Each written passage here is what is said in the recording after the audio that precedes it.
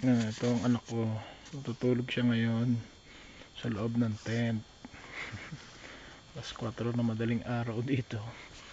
Ang temperature nasa 10 degrees siguro. Sa lamig. Walang sweater yan. Ito si Jonah. Balot na balot. Ito ang tent namin. Sa loob. Ito ang Parang masisi dito. ano ang itsura ni Raisa. Naghihilik pa yan.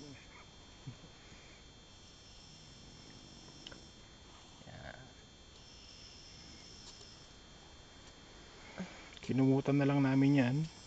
At ang paborito niyang unan. Ay, lagi kasama. Swerte ito kahit saan nakapunta.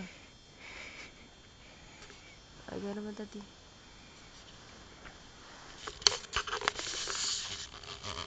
Ay, ang lamig-lamig dito. Ayan, sobrang naka-jacket na ang dambuhala. Hi, pants. Ito yung pintuan namin, puro tagpi. Nasira ang zipper. Kawawa naman yung isa rito. Ayan. Hello. Jabal Akdar, September 22.